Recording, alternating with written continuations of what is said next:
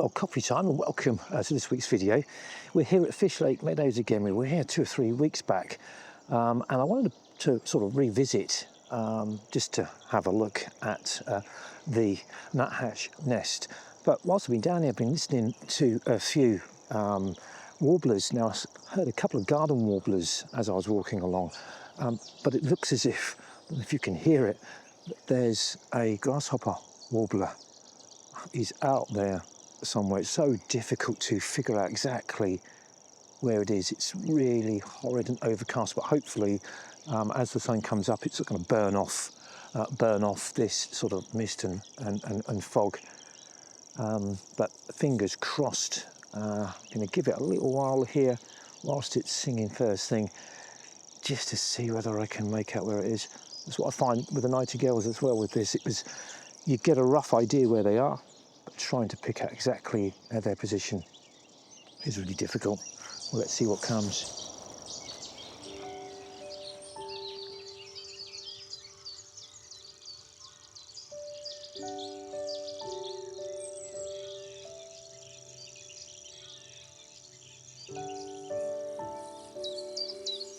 Although the grasshopper was being somewhat elusive, at least the dunnock and common whitethroat were a little bit more obliging.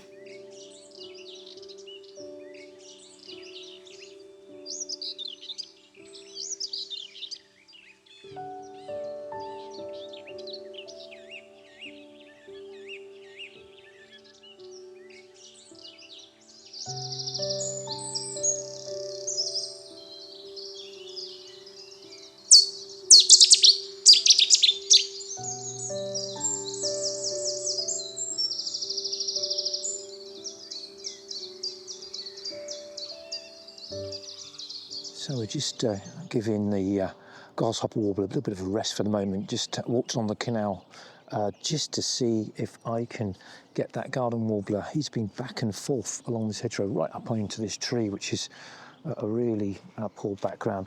I'm just sort of hoping that it's going to come down a little bit into this hedge in front of us. He seems to be moving back and forth. And then hopefully if it brightens up a little bit, maybe just go back. It's going to keep periodically going back to see if we can see if that grasshopper warbler shows itself. But yeah, at least we've got a bit of a subject here, even if the background is still not quite right.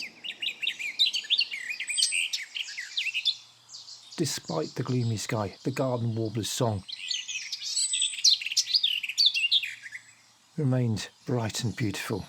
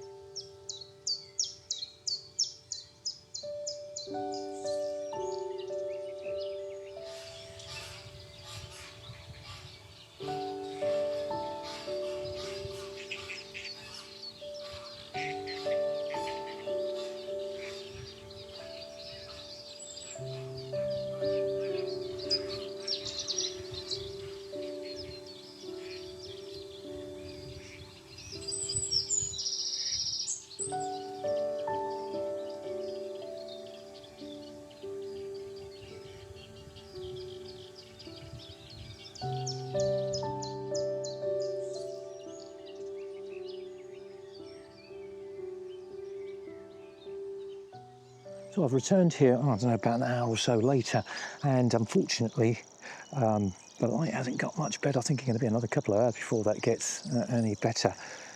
The Grasshopper Warbler is still reeling, very insect-like, I guess, hence the name Grasshopper Warbler.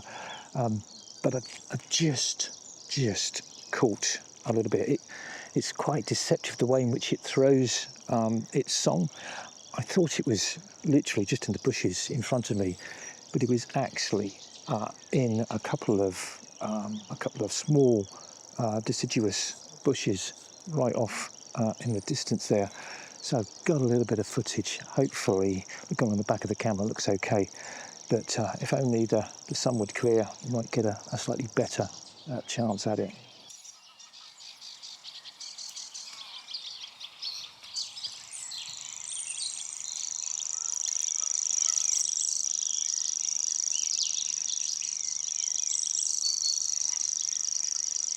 Hopefully you can notice the change in volume as it moves its head. I think this in part makes it so much more difficult to locate.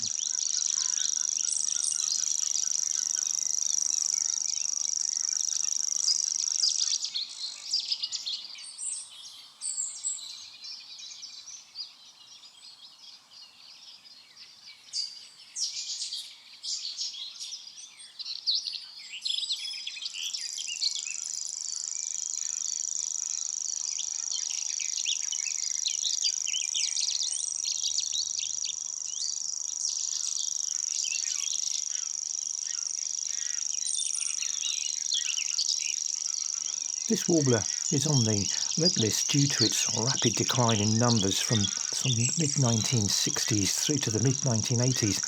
It's thought that the main reasons for this decline include habitat loss, changes in agricultural practices and climate change.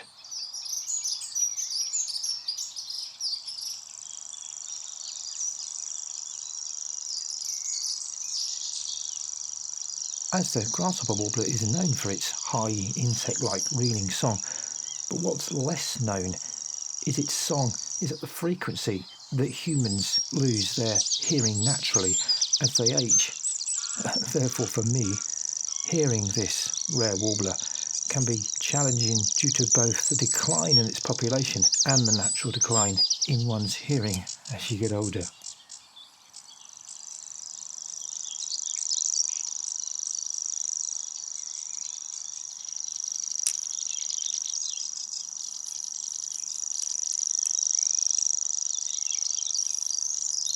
Although most warblers are quite bland in appearance, this bird has a distinctive streaked brown back.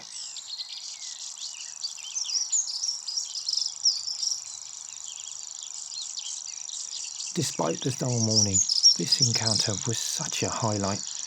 The song matches, I think, almost the nightjar in as much as it doesn't really sound like it belongs to a bird.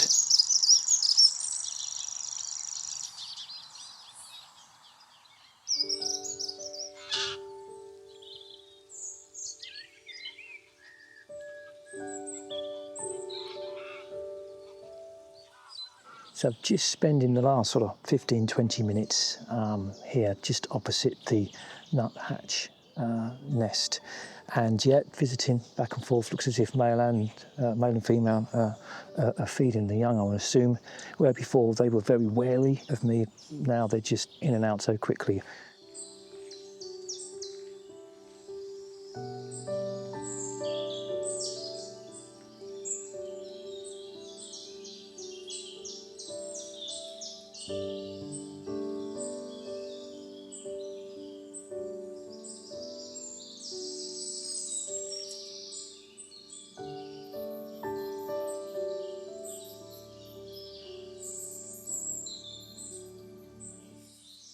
Well, it was a pretty good morning. Really pleased to get that Grasshopper Warbler and the Garden Warbler. Well, I hope you've enjoyed this video. If you have, give it a big thumbs up, like and subscribe. And as always, it's great for you to join me in the next one.